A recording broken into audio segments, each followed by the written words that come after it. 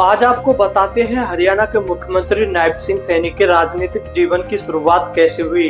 लेकिन इससे पहले आपने हमारे YouTube चैनल को सब्सक्राइब नहीं किया है तो कृपया चैनल को सब्सक्राइब अवश्य करें।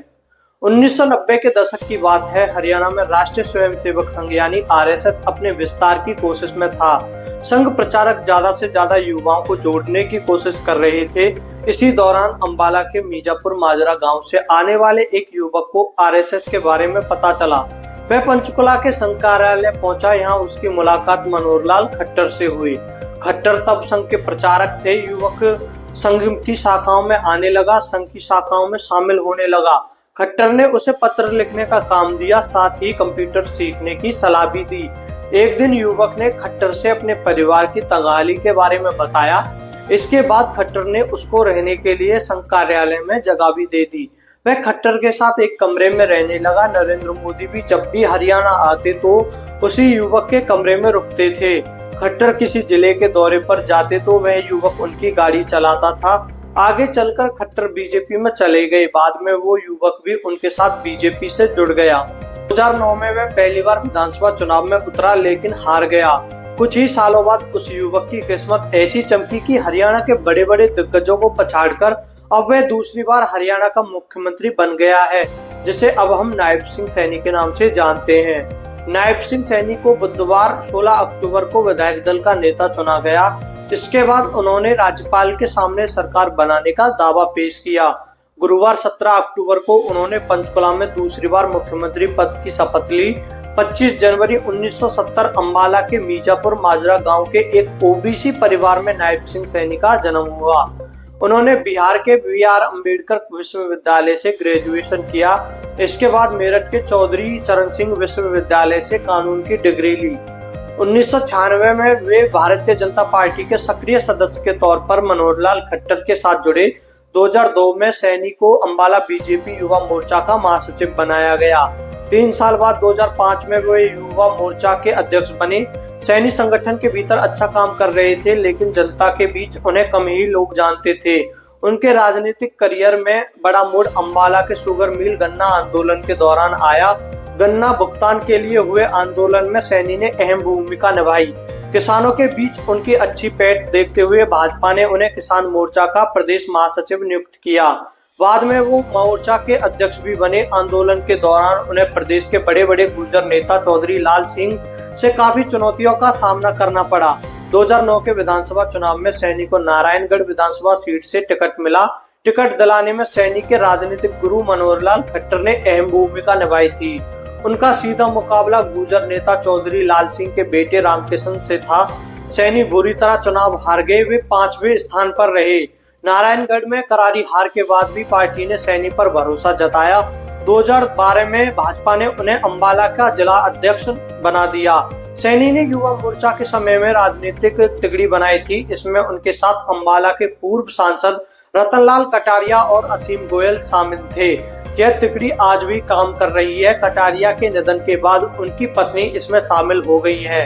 इस तिगड़ी की मदद से सैनी ने जिले के 3 विधानसभा सीटों जैसे नारायणगढ़, अंबाला सिटी और मुलाना में काम करना शुरू कर दिया। अंबाला जिले की 4थी विधानसभा सीट अंबाला कैंट में अनिल विज का बोलबाला था। अनिल सरकार में मंत्री थे तब सैनी नारायणगढ़ में जनता दरबार लगाना शुरू किया। चूंकि अंबाला कैंट के कुछ गांव भी नारायणगढ़ में आते थे, लिहाजा उन गांवों के लोग भी सैनी के दरबार में आने लगे। इससे अनिल विज को दिक्कत होने लगी। वहीं से विज और सैनी से राजनीतिक लड़ाई शुरू हो गई। 2014 में पहली बार विधायक बने। 2 साल बाद खट्टर ने उन्हें राज्य मंत्री बनाया। अनिल विज से संगठनात्मक लड़ाई के बाद सैनी को मनोहर लाल खट्टर का समर्थन मिल रहा। यही वजह रही कि 2014 में उन्हें फिर नारायणगढ़ विधानसभा सीट से टिकट मिला। इस बार उनका मुकाबला चौधरी लाल सिंह के बेटे रामकिशन से था। इस बार सैनी ने रामकिशन को करीब 24,000 वोटों से हरा दिया। हरियाणा के इतिहास में पहली बार बीजेपी की सरकार बनी और मनोहर लाल खट्टर को मुख्यमंत्री बनाया गया। 2 साल बाद खट्टर ने सैनी को राज्य मंत्री के तौर पर सरकार में शामिल कर लिया। 2019 की लोकसभा चुनाव में सैनी को कुरुक्षेत्र से उम्मीदवार बनाया गया। सैनी पार्टी की उम्मीदों पर खरे उतरे। उन्होंने कांग्रेस प्रत्याशी निर्मल सिंह को हराकर जीत हासिल की। हालांकि सांसद रहने के दौरान सैनी कुरुक्षेत्र की बजाय नारायणगढ़ में ज्यादा सक्रिय रहे। इसके चलते उन्हें अपनी पार्टी के नेताओं और कुरुक्षेत्र के लोगों की आलोचनाओं का सामना करना पड़ा। उनके कुछ करीबियों ने बताया कि वह दिल्ली के बजाय हरियाणा की राजनीति में ज्यादा सक्रिय होना चाहते थे। उनकी यह इच्छा मनोहर लाल खट्टर ने पूरी भी की। अक्टूबर 2023 में ओम प्रकाश धनखड़ की जगह सैनी को हरियाणा बीजेपी का अध्यक्ष बनाया गया। 11 मार्च 2024 देश में लोकसभा चुनावों की सुगबुगाहट तेज हो चुकी थी। इस दिन पीएम मोदी शाम को हरियाणा के गुरुग्राम पहुंचे थे। उन्होंने दिल्ली को गुरुग्राम से जोड़ने वाले हरियाणा एक्सप्रेसवे का उद्घाटन किया। पीएम ने इस दौरान मनोहर लाल खट्टर की तारीफ करते हुए कहा कि एक्सप्रेसवे के निर्माण में हरियाणा सरकार और सीएम खट्टर की तत्परता नजर आती है। कार्यक्रम के बाद खट्टर चंडीगढ़ लौटे और कैबिनेट की बैठक बुलाई। मीटिंग देर रात तक चली। सुबह होते ही खबरें चलने लगी कि हरियाणा में जेजेपी बीजेपी का गठबंधन टूट सकता है। खट्टर मुख्यमंत्री पद से इस्तीफा दे सकते हैं।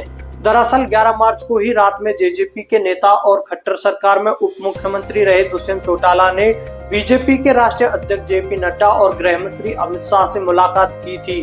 कहा गया कि दुष्यंत ने जेजेपी के लिए लोकसभा चुनाव में 2 सीटों की मांग कर रहे थे, जबकि बीजेपी महज 1 सीट देना चाहती थी। इस पर दुष्यंत राजी नहीं थे। 12 मार्च को खट्टर ने चंडीगढ़ में बीजेपी विधायकों की बैठक बुलाई। इस बैठक में निर्दलीय विधायकों को भी आमंत्रित किया गया था, लेकिन गठबंधन का हिस्सा रही जेजेपी विधायक का हिस्सा नहीं थे। बैठक के बाद खट्टर कैबिनेट के साथ राज्यपाल से मिलने पहुंचे और सुबह 11:50 पर अपना इस्तीफा सौंप दिया। बीजेपी जेजेपी की गठबंधन सरकार गिर गई। अब राजनीतिक गलियारों में सबसे बड़ा सवाल यही था कि बीजेपी किसे हरियाणा का नया मुखिया बनाएगी। रेस में गृह मंत्री अनिल विज, राव इंद्रजीत सिंह, कृष्णपाल गुर्जर जैसे नाम चल रहे थे। झारखंड के पूर्व सीएम अर्जुन मांडा और राष्ट्रीय महासचिव तरुण चुग को पर्यवेक्षक बनाकर भेजा गया। पर्यवेक्षकों ने विधायकों की मीटिंग बुलाई। इधर सैनी के गांव में राजनीतिक चहल पहल बढ़ने लगी थी। पुलिस ने उनके घर पर सुरक्षा बढ़ा दी। सीआईडी और पुलिस की एजेंसियां भी पहुंच गई। इस बीच करीब 12 बजे विधायक दल की बैठक में नए मुख्यमंत्री के रूप में हरियाणा प्रदेश अध्यक्ष नायब सिंह सैनी का नाम प्रस्तावित किया गया। मीडिया में खबर फैल गई कि हरियाणा की कमान नायब सिंह सैनी संभालेंगे। शाम करीब 5 बजे नायब सिंह सैनी ने मुख्यमंत्री पद की शपथ ली। शपथ लेने के ठीक बाद सैनी ने मंच पर बैठे मनोहर लाल खट्टर के पैर छूकर उनका आशीर्वाद लिया। इसी साल 2024 में हुए विधानसभा चुनाव में भाजपा ने नायब सैनी के चेहरे पर विधानसभा चुनाव लड़ा। 8 अक्टूबर को रिजल्ट आया तो भाजपा के खाते में 48 सीटें आई। तब भी चर्चा हुई कि कहीं भाजपा मुख्यमंत्री बदल तो नहीं देगी। 12 और 15 अक्टूबर को शपथ ग्रहण की बात सामने आई। आखिरी में 17 अक्टूबर को शपथ ग्रहण की डेट फाइनल हुई। 16 अक्टूबर को पंचकुला में विधायक दल की मीटिंग हुई। केंद्र की तरफ से ऑब्जर्वर के तौर पर गृह मंत्री अमित शाह और मध्य प्रदेश के मुख्यमंत्री मोहन यादव शामिल हुए। विधायकों से मिले प्रस्ताव के बाद अमित शाह ने नायब सिंह सैनी को विधायक दल का नेता बनाने का ऐलान किया। इसके बाद नायब सिंह सैनी ने राज्यपाल बंडारू दत्तात्रेय के पास जाकर सरकार बनाने का दावा पेश किया।